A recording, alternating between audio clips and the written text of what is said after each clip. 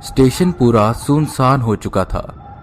लोगों के नाम पर बस गिने चुने लोग थे जो प्लेटफॉर्म पर चादर बिछाए सो रहे थे। टी स्टॉल बंद होने को था और अनाउंसमेंट हो रही थी। May I have your attention, please? Train number 1, 2. Ranveer वहीं खड़ा ट्रेन के आने का इंतजार कर रहा था। आज शुक्रवार था और रणवीर हर शुक्रवार अपना काम खत्म कर अपने घर 2 दिनों के लिए जाता था, अपने मम्मी पापा के पास। वो एक प्राइवेट कंपनी में काम करता था और यहीं एक रूम में रहता था जो उसे कंपनी की तरफ से मिला था। पर उसे इंतजार होता था शुक्रवार की शाम का, जब वो ऑफिस का काम खत्म करके सीधा ट्रेन पकड़ अपने घर के लिए रवाना हो जाता था। पर आज एक जरूरी मीटिंग की वजह से वो लेट हो गया था, तो जिस ट्रेन से वो जाता था उससे वो जा नहीं पाया और एक आखिरी ट्रेन थी जो रात को 10:30 बजे चलती थी। उसने उससे जाने का सोचा, पर इससे उसे कोई दिक्कत नहीं थी क्योंकि करीबन 1 बजे तक वो रामपुर पहुंच जाता और उसके पापा उसे लेने आ जाते क्योंकि उसका घर स्टेशन के काफी नजदीक था। फोन पर सारी बात उसने अपने मम्मी पापा को बता दी, जिस पर उसके पापा मना करते हैं कि इतनी रात को मत आ, तू कल सुबह आ जाना। पर रणवीर मानता नहीं और कहता है, अब मैं बड़ा हो चुका हूं, आप मेरी चिंता ना करो, मैं पहुंच जाऊंगा। हालांकि ये पहली बार था जब वो ऐसे इतनी लेट ट्रेन में जा रहा था। कुछ देर के बाद हॉर्न मारते हुए वो ट्रेन स्टेशन पर आई। ना कोई उतरा और ना कोई चढ़ा। रणवीर आसपास देखते हुए ट्रेन पर चढ़ गया और जैसे ही रणवीर ट्रेन पर चढ़ा, हॉर्न बजा और ट्रेन चल पड़ी। बस इतनी देर का स्टॉपेज था, रणवीर ने सोचा और एक सीट पर जाकर बैठ गया।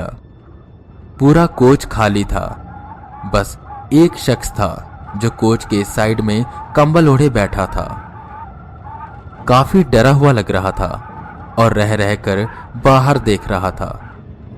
रणवीर को देख वो थोड़ा खुश हुआ और उसके पास वाली सीट पर आकर बैठ गया। उसने उससे टाइम पूछा, जिस पर रणवीर बताता है कि 10:30 हो रहे हैं। ये सुन उसे राहत मिली और वो एक दूसरी सीट पर जाकर बैठ गया। काफी अजीब था वो इंसान, बिल्कुल इस ट्रेन की तरह जिसका कोच पूरा खाली था। और ज्यादातर ये होता नहीं था क्योंकि जब वो शाम वाली ट्रेन से जाता था तो वो इतनी खचाखच भरी होती थी कि कई बार बैठने की जगह तक नहीं मिलती थी। लगता है कि इस ट्रेन से कोई आता जाता नहीं, और वैसे भी ये आखिरी ट्रेन है।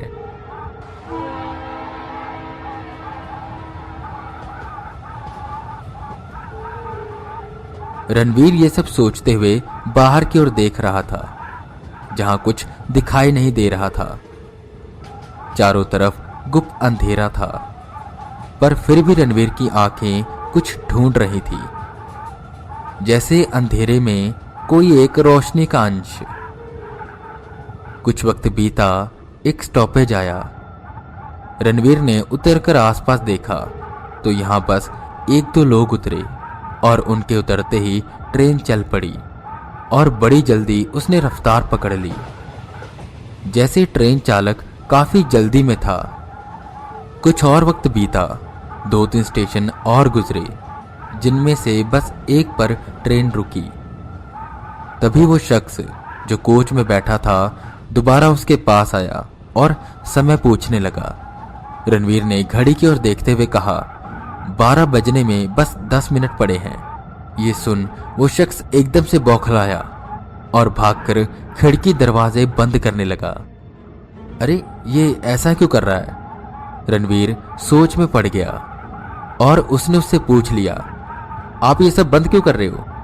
वो शख्स बोला, तुम्हें पता नहीं है क्या, वो स्टेशन आने वाला है, चलो सब खिड़कियां बंद करने में मेरी मदद करो। कौन सा स्टेशन? और ये खिड़की दरवाजे बंद क्यों करने हैं?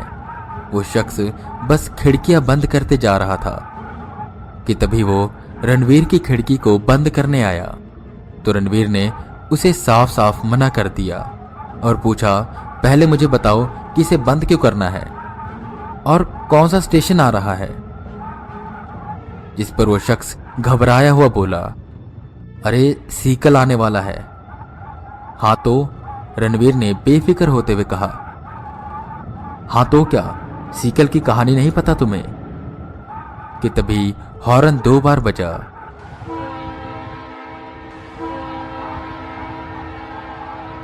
और ट्रेन ने रफ्तार पकड़ ली।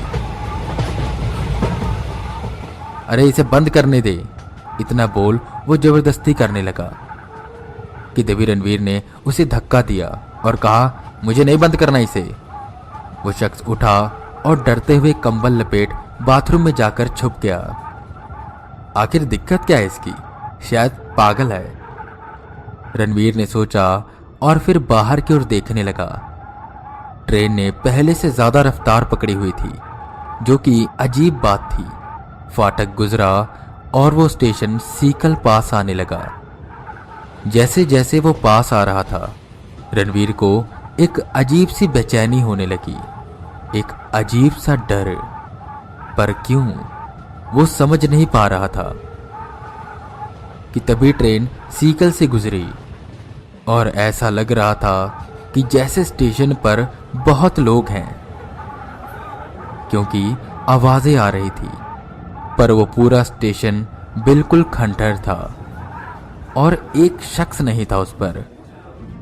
जैसे ही स्टेशन सीकल से गुजरी और थोड़ी दूर पहुंची कि रणवीर को ऐसा लगने लगा कि कोच पूरा भर चुका है। आवाजें आ रही थी बहुत से लोगों के बातें करने की, पर उसे कोई दिखाई नहीं दे रहा था। उसका सर भारी होने लगा। उसे रह रहकर बड़ी तेज आभास होता रहा कि कोई उसे देख रहा है, पर कौन? वो अपनी नजर इधर उधर दौड़ा रहा था कि तभी एक पल उसे सब लाल लाल दिखाई देने लगा। उसका सर फटने को हो रहा था। उसने अपने हाथ को सर पर रखा। आवाजें तेज होती जा रही थी, किसी के बोलने की, किसी के चलने की, फुसफुसाहट की। यह सब उसके साथ पहली बार हो रहा था। हालांकि वो शाम की ट्रेन से स्टेशन से हमेशा गुजरता था, पर आज ही एहसास क्यों, उसे समझ नहीं आ रहा था। किसी न किसी तरह उसने अपने आप को संभाला कि ठीक 15 मिनट बाद ट्रेन एक और छोटे से प्लेटफॉर्म से गुजरी और उस स्टेशन के गुजरते ही आवाजें सुनाई देना कम हो गई। उसका सर भी ठीक होने लगा। सब कुछ पहले जैसा हो गया कि तभी ट्रेन ने फिर 2 बार हॉर्न बजाया और ट्रेन ने अपनी रफ्तार सामान्य कर ली। वो शख्स बाथरूम से बाहर निकला और सीधा रणवीर के पास पहुंचा। उसने उसकी खैरियत पूछी। रणवीर काफी सहमा हुआ था और ये उसका चेहरा ही बता रहा था। मैंने कहा था ना, खिड़की बंद कर लो, अगर बंद कर लेते तो ऐसा ना होता, वो शख्स उसके पास बैठते हुए बोला। पर यह सब क्या था? रणवीर ने सर मलते हुए कहा। टाइम देखा? शख्स ने कहा।